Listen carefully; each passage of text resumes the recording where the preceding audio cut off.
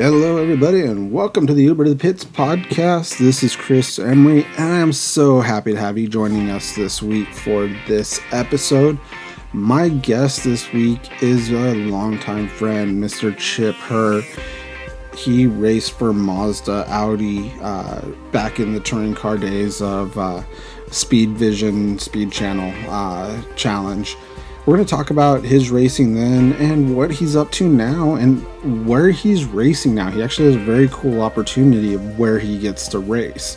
So we're going to talk about that in this week's episode. I'm so happy you guys are joining us. And please don't forget to go check out our awesome partner, Intrinsic Products.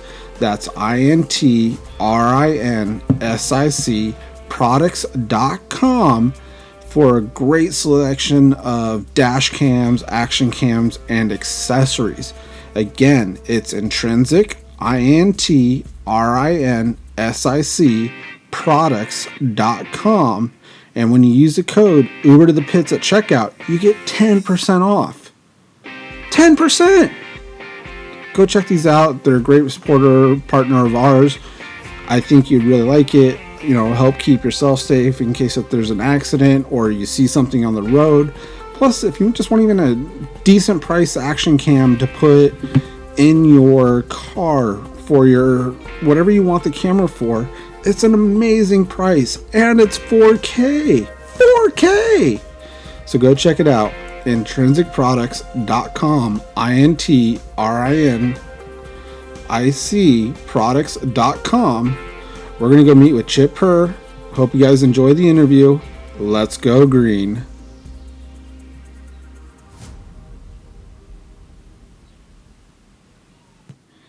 Chip Herr, thank you for joining me. How are you doing today? I'm great, man. I appreciate the invite. So, it's funny because before we get into the whole background, you and I ran into each other 5 years ago now. We're sitting at the same table at the PCA event at Road Atlanta. And we're just talking. It's like, wait, I know you. I know you. And then all of a sudden, Rick Mackey comes up. Oh my gosh. It's like, that's it. 15 years ago, back when you're starting your World Challenge career. So now that that's away, kind of one of the questions I ask everybody is, how'd you get involved and how'd you get started in motorsports? So mine was my dad, being in the used car business, we were obviously had availability of driving different cars. And when I was probably 10, 11 years, I was always into cars because of being in the car business. So my dad and his buddies were basically simply driving their Corvettes at autocrossing events. And then the autocrossing got into road racing, and then they were running, I don't want to say they were racing, but they kind of were. And then they started realizing that they were doing 120 to 130 miles an hour at Pocono, and they thought we should probably have more than a helmet. So it literally just led into a bunch of guys all the guys that my dad, well, it was about 6 guys. My dad was 10 years younger than the other guys. So when they went racing and built actual road racing cars for local regional IT type racing, they built pretty much stock cars that were caged and lightened up and whatever. But then I was helping the whole time, whether it was building the car, loading it up, doing all the crew work and preparation.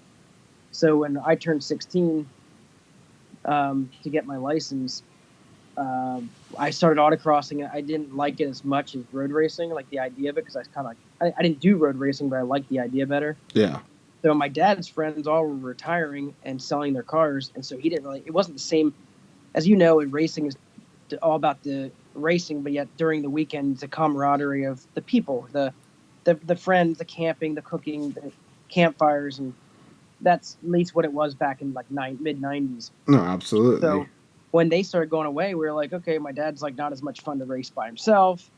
And so we basically built a little $3,000 Spec R7 and started going to driver school. And literally from there, Spec Miata came out in about 2002, and I borrowed a car to test it. And I found, after driving an 81 RX-7, the Spec Miata was holy crap. It actually turns. And It's got like the gearbox is like not slot. The Miata was fantastic, and so Brett DePedro from Rotary Performance and myself were the first spec Miatas besides Jim Thill to start at Summit Point, and we ran ITA in the car.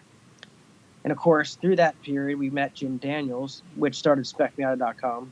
And I guess basically we started running Spec Miata, and everybody was trying to learn how to build them. And 2002 was my first year, and I think I finished third in the championship. But really, 2003 is when we really got a grip on what we needed to do. And Mazda came out with the Mazda Speed Miata Cup Championship, which helped us get to World Challenge events. And we piggybacked off those events. Well, of course, any young driver sees a World Challenge event, and the fans and the people and the flag girls and the TV. It was like, holy crap! Like that's the dream. Yeah. And Mazda was really, really helpful with me for promoting me because I was running up front I ended up winning the championship in the Eastern Championship. But then when we got together in East-West, I think I finished second. But overall, I put a really good show on for the year. I also won the American Road Racing Champions in 03 and the Mid-Atlantic Road Racing Series locally. So I won 3 championships in 1 year in 03.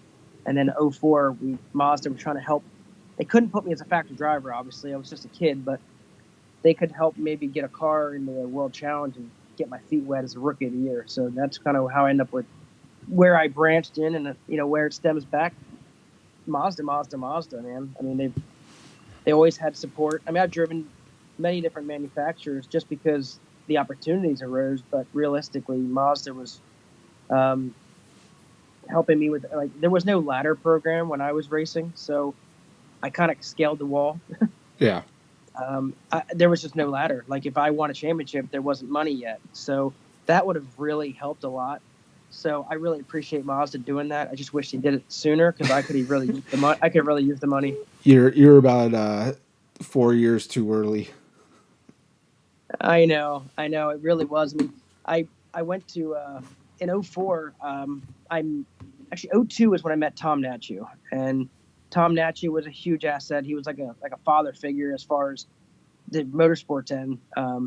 It's like you were good advice when I needed something like, hey, what are your thoughts on this or that? There's certain people you meet that you respect and you ask for advice. And Tom was the kind of guy like talked to everyone. And he was the kind of guy that's like, hey, this team would make sense. Like, and he just knew the right people. And with a TV show that helped me as a personality. And I learned a lot. And also when I wasn't racing, I was announcing like the World Challenge GT races. So it was, I guess it was just kind of every year you're just waiting to see what pops up. And I hopped in different cars along the way. I think I drove like 6 different touring cars in World Challenge just because opportunities.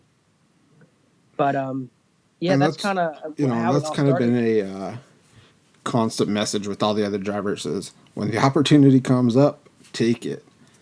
Yeah, I mean, you got to figure out. I mean, luckily, I've made money of this whole along the way the whole time. Whether it was, if you're not paid in the beginning and then you make race winnings and free tires and it keeps you going, but it definitely helps with having an initial money, like a salary type job, but all the way up till I was with Audi for 3 years, and then Mazda hired me as a factory driver. But the thing about Mazda is they already had their factory drivers. They had their Altenberg and Randy Popes and Charles Espinal and Eric Foss, who was a ladder program guy. So there was just not a seat available. And John Doonan was fantastic. Him and Robert Davis they were fantastic for me. There just wasn't a seat available.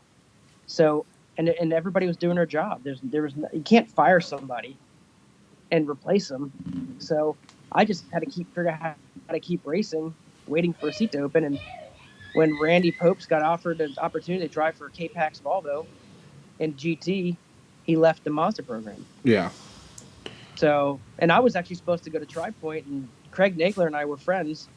And I thought I was going to Tri-Point until Charles Espinal moved over to Tri-Point from Tyndall, and then I went to Tyndall. So I don't know. I didn't really care. I just couldn't wait to drive a factory car. That's all you want to do. I mean, that's all we all want to do is just drive a factory car, have that factory backing. And the thing about it, I was a top. I had 4 poles, 2 wins. I finished third or fourth in the championship, and I really had a chance of winning the championship. But the car was great, the team was great, and 2009, the economy just, as you know, and everybody else probably listening, it's like it was a bad year. Yeah. So it was a struggle, and people were trying to stay racing. But if nothing popped up, I wasn't going to spend money to stay in a car. So No, and that was tough too because then also the laws started to change about what you could advertise on the cars at the track. Tobacco pulled all their funding, whether it was upfront funding or behind the scenes funding. right, yeah, we went to Sebring for the first race in 09, and then we didn't race after that because there was no funding there from Mazda, because Mazda had to cut their the budget back. So Chris Tyndall backed off, and then I got at Sebring. I was interviewed by Dan Pastorini, which is what got me the Lamborghini ride. I went to Houston, I tested the car, and went to Long Beach. But again, simply funding that was behind that team backed out, and we tried to find sponsorship, but we didn't have enough time to get the car in front of people to see how awesome it was. Because I mean, it would have been great to get. We were trying to get Corona or Playboy in a car because it was a freaking Lamborghini. Yeah, exactly. But meeting him and that experience, I mean, it didn't go where I wanted to go, but man, meeting an NFL football player and hanging out with him, and he was a team owner and I was a driver, and we had so much fun. I mean, there's so many stories that I can look back on and just really glad that I feel like it makes me who I am today, because at a car dealership, I'm just a guy with a car dealership now, but I sell exotic, neat cars, and when people come in, they're car people. So I have stories. We can just talk about stuff. And So that's one of the best things about motorsports is the camaraderie. Being able to, you know, talk to each other, share stories. You know, not so much in a one-upsmanship type thing, but right, we all yeah, have different experiences at this track, that track, racing against this person, racing against that person, driving this car, driving that car. yeah, you get those guys that you're like, man, I've always had an up and up race with that guy. You never know who's going to end up beating each other, if it's me or him. Then you have the other guys. You're like, man, every time I race with that guy, we somehow hit each other. Like, I don't. And of course, it's he. There's two different stories, but you're exactly right. I mean, when you sit around a campfire and you're hanging out, and people are like, hey, remember that time? And what's your favorite story? Like Road Atlanta. I'm like, oh my gosh, like. I remember in the rain driving 140-mile-an-hour down the back straight. I was running like ninth, and I couldn't see anything, but I never lifted. And I was just praying there wasn't a crash in front of me. But That, or it's not so much now because a lot of the pro athletes now played travel ball together, or this or that. But back in the like 80s, 90s, your teams had rivalries where you guys wouldn't want to go have dinner or help each other out or do this or do that. Where with motorsports racing, you, like, for example, at the 24 this year, Black Swan totaled their car, needed a new chassis. Right Motorsports gave them their chassis so that they could be in the race. yeah, you know what? I did hear that. That's really, really cool. And, that's something that's really special with motorsports.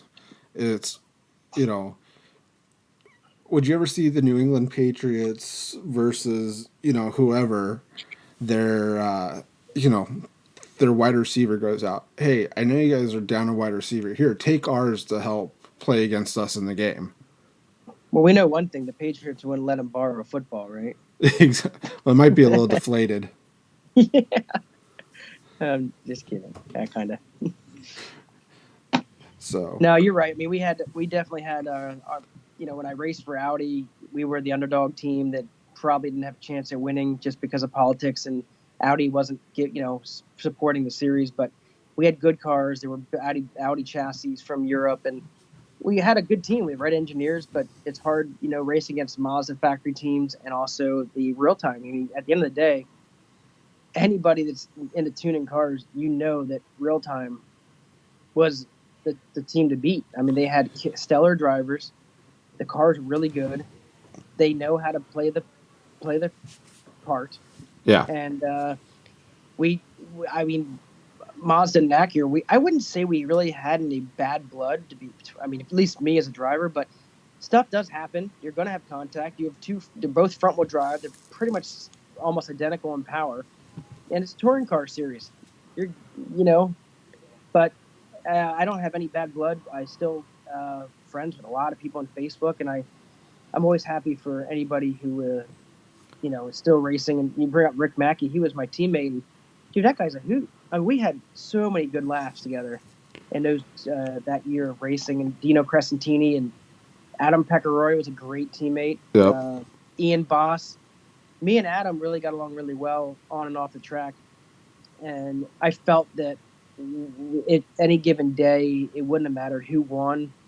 And if I came over, I feel like I could have told him, like, hey man, I'm in a hunt for the championship. I know you're leading, but I need the points.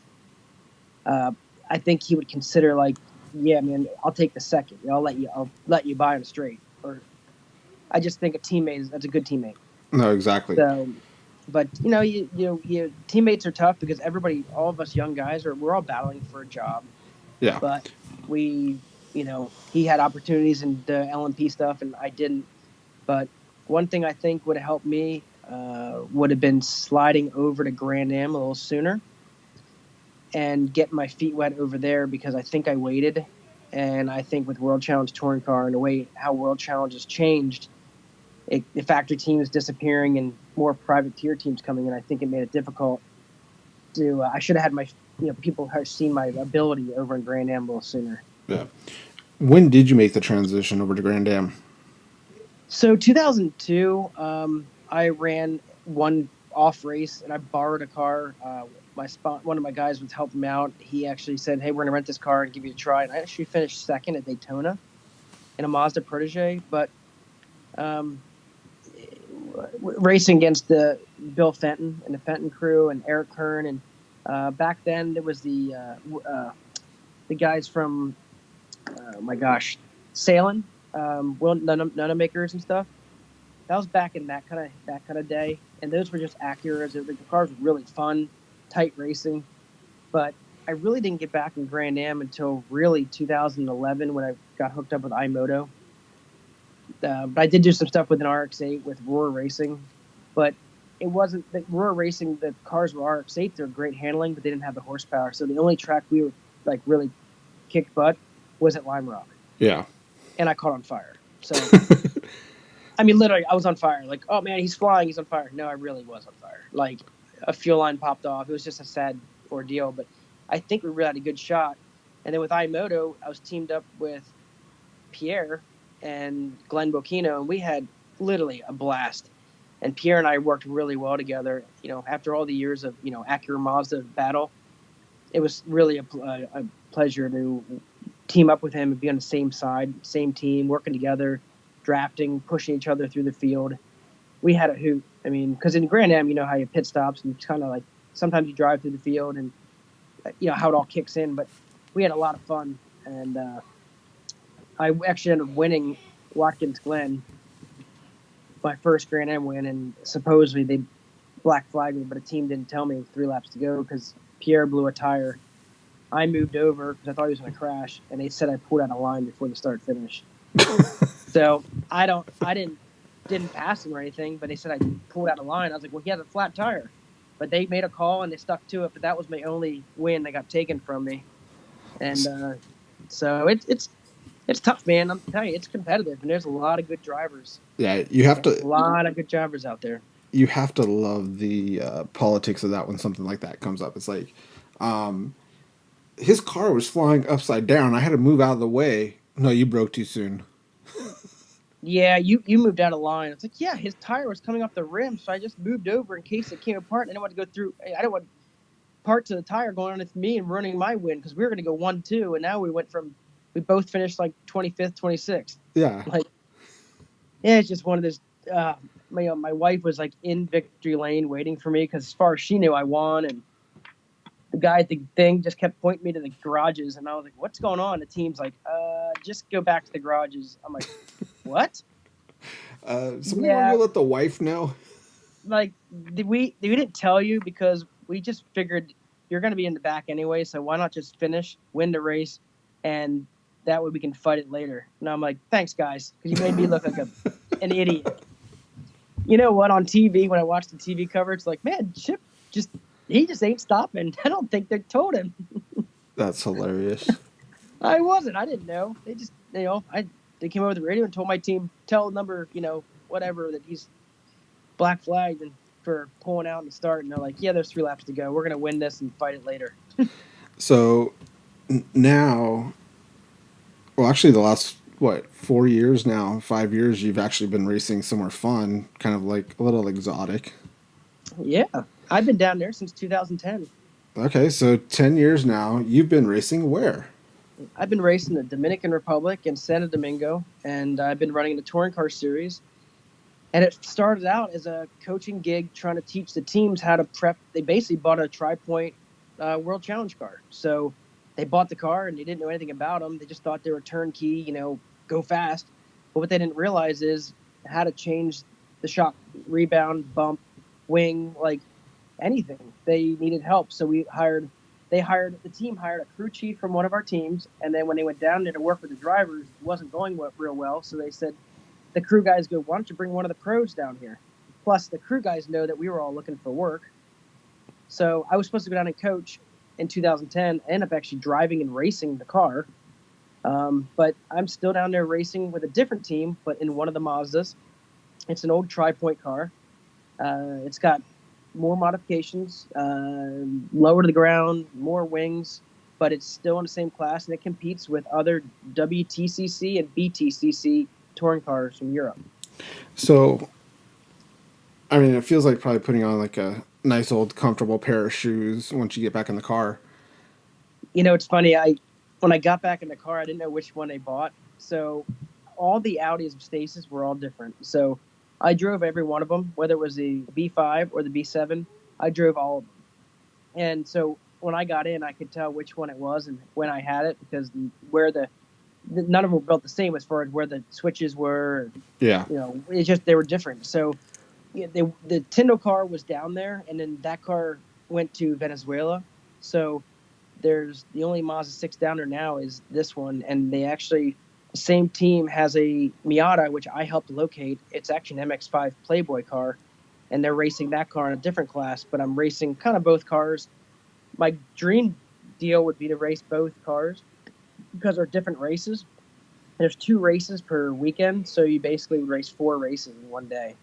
Oh, wow. And I won a championship in 2014, runner-up in 15, and then they did bring drivers in they were paying, and that didn't work out, and then ended up bringing me back. So it's been a little back and forth, but at the end of the day, I'm just happy to be doing something. There's still politics involved, but yet it's just downright good racing. And the LaRue brothers, which I'm sure you're familiar with because they have the Rooks helmets. Yep. The LaRue brothers they have a DTS car and an RS car, so I'm down there with those guys. Of course, I know them. And then, of course, your old rival and teammate, Pierre. Pierre was actually got hired by the Lexus team. So he actually was working with them, and he actually competed against the Mazda 6. And there was 2 races that Pierre and I raced wheel to wheel. And then there's another pro driver, Milo Valverde, and he's from Costa Rica. He ran with TRG in a 24 hours. Very, very talented guy. I think he's a factory driver for Toyota in Puerto Rico or Costa Rica in a series there. But the guy's really good. His brother's a great engineer. So there's a lot of talent, and the cars are well prepped. It's just right now in the last year, the series, that class went down to like 4 or 5 cars. Yeah. So my boss is like, I'm not going to go out and spend, whatever amount of money on tires, brakes, and everything, and wear and tear on the motor when there's nobody to beat. Yeah. So we've been running the spec class, and it's Hondas, Volkswagens, and BRZs and FRSs. It's a fun class, and it's just everybody has probably 160 horsepower. And you and I were talking a little bit about it. They only have one track there, like you said, on the island, which is Dominican Republic and Haiti. Well, so Haiti and Dominican Republic are the same island, but Yeah. there's no track in Haiti. So it's like if you want to race, you want a road race, the CDCC is the series.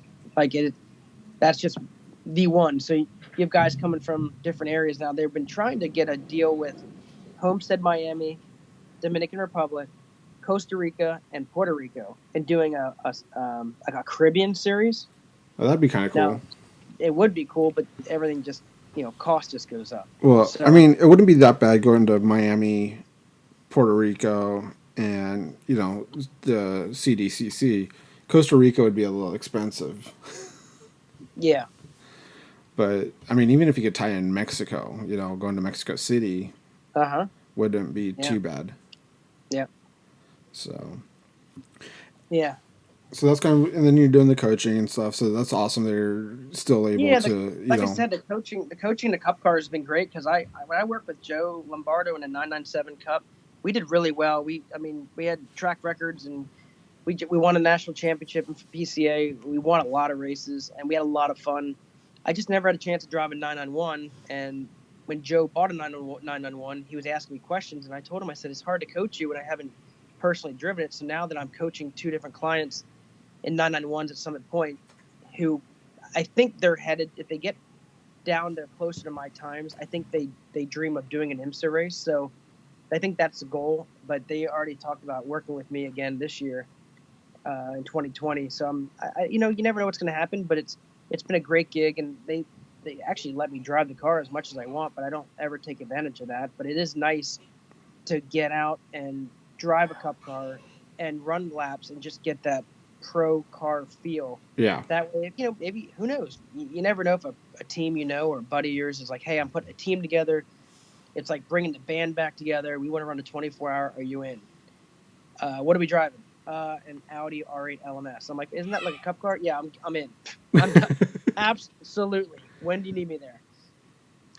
So you just never know. But at the end of the day, I'm really focused on my car dealership and taking care of my customers. And I still have an E46 M3 that I threw together just as a track toy, just because I literally cannot not be on a track. I can just load up that car, throw it in an enclosed trailer, head down to Summit, and just run a day.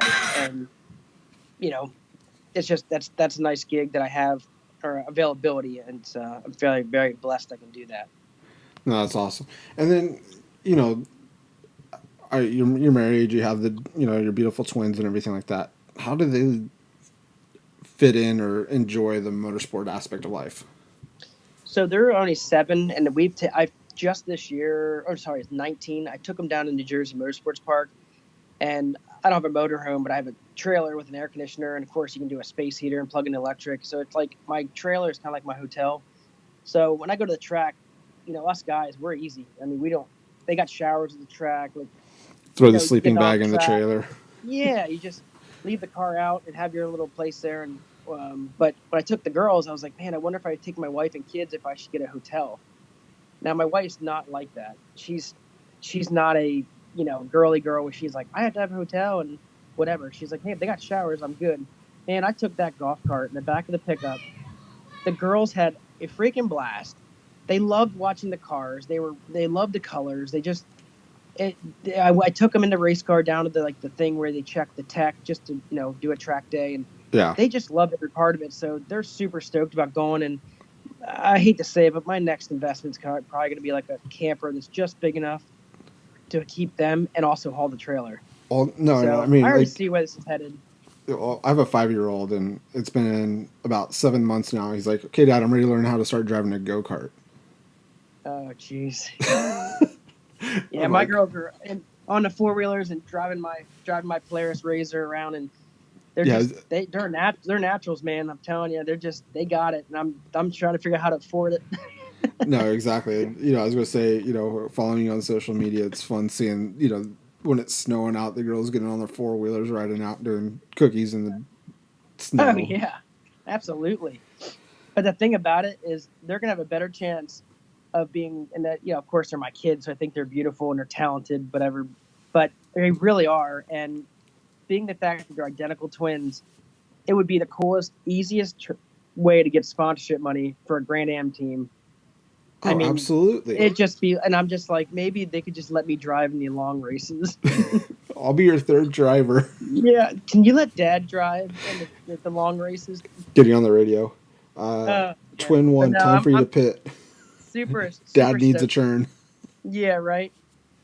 So I'm super excited for them, and they're big into horses too. And as you know, people with money have horses, so I don't have any horses, but because I know what it takes to. I mean, I don't like 1 horsepower. I like way more horsepower than one. Yeah. So Well, we'll see what happens.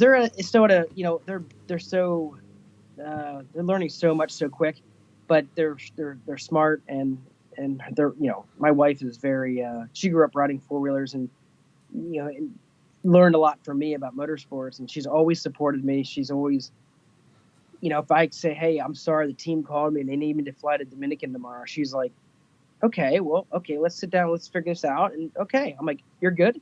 She's like, I got this. You need to go to work, do your thing. It's what you do. they So have more of a backbone than us guys do. yeah, she just, I mean, we do have a great team. I mean, I work 3 miles from the house, so we are a killer team, and we just know what needs done. So when I'm gone, I know I'm dropping the ball. So the fact that she's like, you got to do what you got to do, a job's a job, and you can't, if you don't go, they're going to call somebody else. I'm like, thank you. Yes, you're exactly right. Because they will. I mean, there's plenty of people out there that would probably be able to, see that, oh, we have a paid ride. Who's available? You kidding me? They're just flipping through that Rolodex going, okay, Yeah. chip unavailable. Who's next? Who's next? Up. Who's next? Who's up? There, found somebody. Sorry, Chip. Got somebody. See you later. And then once, maybe, who knows? Maybe he goes down. They like him more, and he's more available. He doesn't have a family and kids, and maybe he's more available. Who knows? But you do what you got to do. And the good thing is, I'm thankful for the resume I was able to create, and I only got that because of a lot of help. I But mean, the resume is what helps keep me. People are like, I remember you've won 7 touring car races. I'm like, dude, when I was a kid, all I want to do was drive an A World Challenge race. Like, start one. Like, see, and you kind of did it you didn't go like through the whole Skip Barber program like a lot of other guys did. no, I mean, You're like I kind of said, just like, let's do it. I just pretty much I was shaking hands, kissing babies, and basically, I mean, I did everything I could, man. I wanted so bad to be a factory driver for Cadillac and GT. Yeah. I mean, that was just. And those were such great days because you're racing the touring cars, but then you have O'Connell racing the Cadillac GT around you at the same time. Yep. And you got the factory teams there, and you never know who's going to get picked up. And I mean, you don't wish people get to leave a team, but O'Connell could have left and went to the C6R team. Yep. Or C7R, and then he would have opened up a seat at Cadillac, and then Lawson, he got the ride, and that was awesome. I was super happy for him, but I was like, man, I thought that was my chance. But I don't know the whole story. I just know that I was trying to meet everybody and let them know that I'm a young up and coming guy that just all I want to do is race, not crash cars, and win races, win championships. No, exactly. If you could look back on, Jesus, I'm going to totally age us right now. If you could look back on your almost 20-year long motorsports career. Thank you. That feels old saying that. That I'm sitting here. I got like pulling that one gray hair out. And I'll be 38 in May. Yeah. Thanks, Chris. I'll be 39 in September. So. Hey, you know what? That's one thing you'll beat me at. Exactly. I'll hit 40 before you. Yeah. The race to 40. If you could go back to your younger self, what would be the advice you'd give it? Honestly, I would just say, I've had a lot of people email me or try to get a hold of me through social media and ask me what advice I'd give. And one thing I do say is stay in school for the younger kids. Like a lot of guys will say, I had one guy, and I'm not gonna mention any names, that said, my dad said I can either spend $200,000 and go racing for a year, or I can go to college. And I said, you want my professional advice? Go to college. Yeah.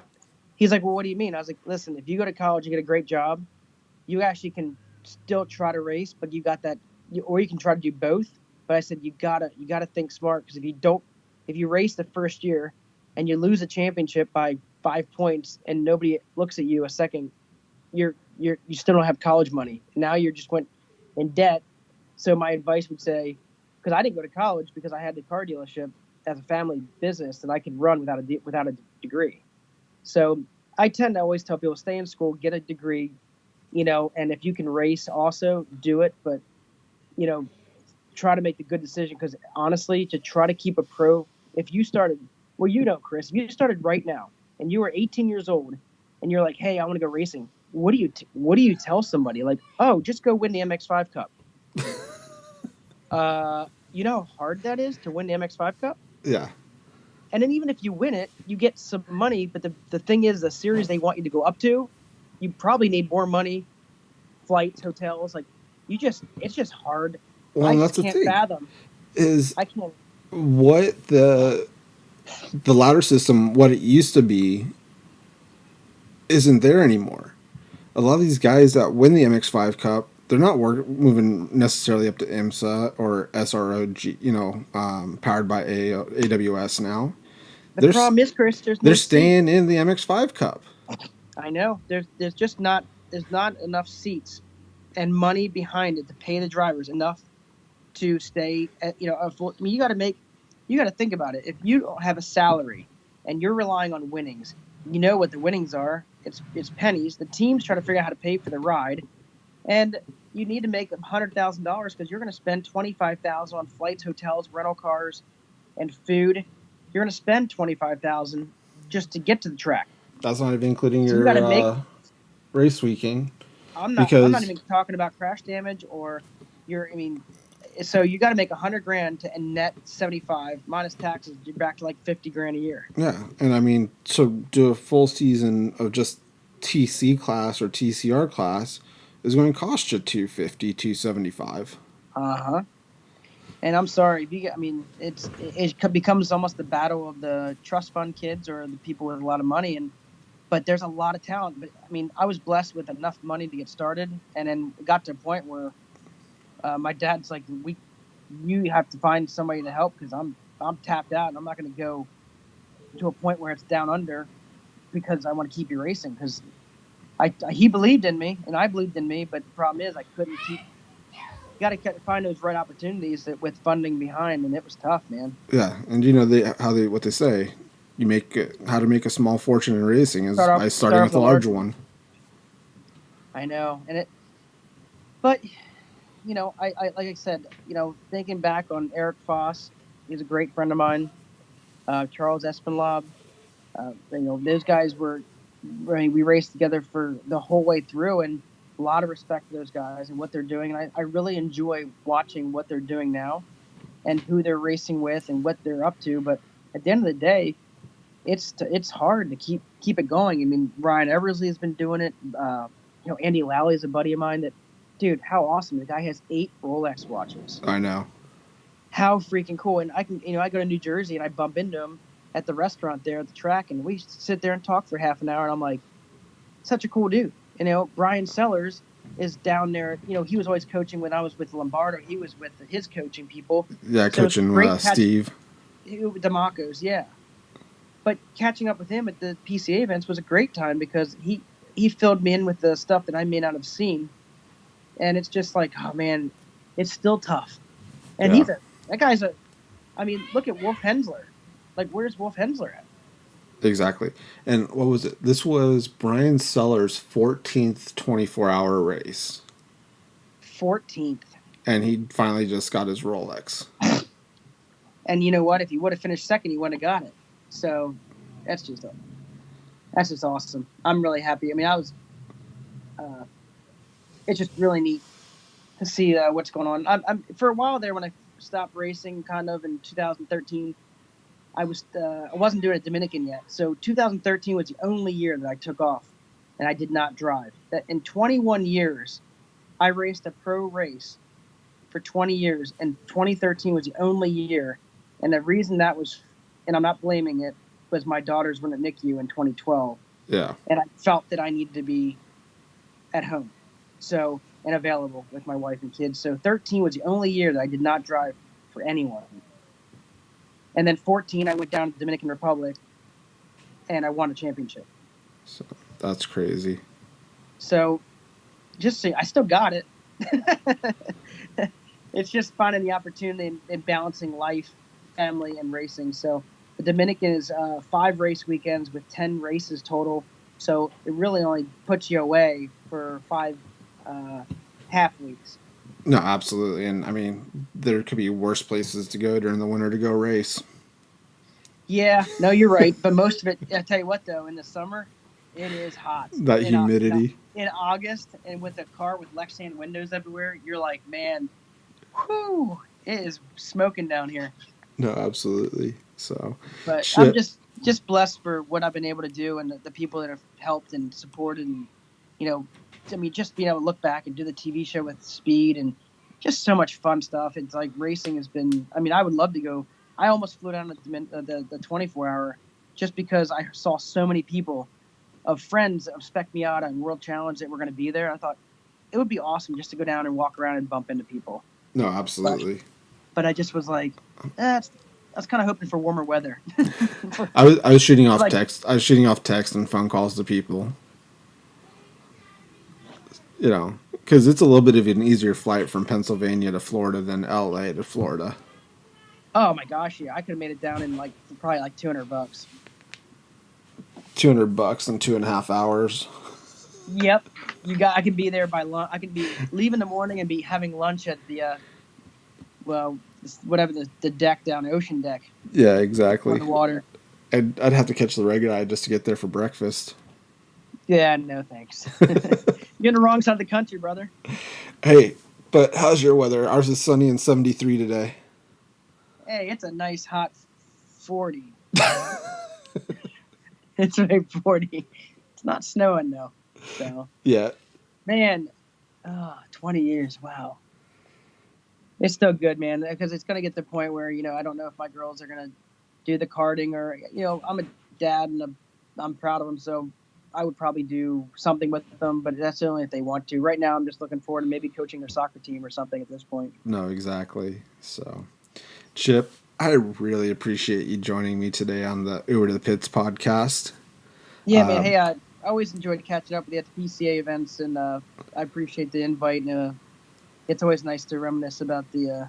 I hate to say it, but it's ups and downs. But realistically, as long as you're in a car, racing in these series, I mean, you really have just 2 series. You have at that time was Grand Am and World Challenge. If you were in one of those 2, it was just awesome. The best of the best. No, absolutely. Like they said, a bad day at the track's still a better day than the office. Yep, exactly. So, hey, I want you to be able to have this moment right here to say thank you for whoever you need to say thank you to. And if you want to give out any website, social media, this is your time. Yeah, so basically, the teams that I've driven for in World Challenge, those guys that gave me the opportunities, back Stasis and the Air Force Reserve, and people that coached, helped out getting you to the track when you maybe didn't have a ride. So there's anybody that's worked with me, it's just been a pleasure. So it's and of course you and I go back so far because you're the one who kept me safe when I caught on fire. So, but just blessed to be where I'm at, and there's never a chance that I'm ever going to tell you I'm done. So I don't feel like that way at all, and I feel maybe who knows, maybe there's a time that I'm going to run a 24-hour. I don't know what it's going to be in or when it's going to be. But before it's a bucket list thing. So, but I appreciate the invite and definitely nice chat with you as always. Nope, and I appreciate you joining us. All right, everybody, go follow us on Instagram, Twitter, Facebook, all at Uber to the Pits, ubertothepits.com, and you can even find us on YouTube now at Uber to the Pits. Chip, do you want to put your social media out there for people to follow, or? Yeah, I'm pretty easy to find with Chip Herr, ChipHerr on Instagram and through Facebook. Still have racing pictures up, but love anybody has any questions. I love chatting with people, and just really, there's no dumb questions you can ask. Honestly, I mean, my saying is the only dumb question is the one never asked. Yeah, it's just I had talked to a lot of nice people, but it's all good, man. So. All right, Chip. Thanks again for joining me. Everybody go check us out on social media. This is available now on Apple Podcasts, Google Play, Spotify, and YouTube. Thank you guys so much, and we'll talk to you next week.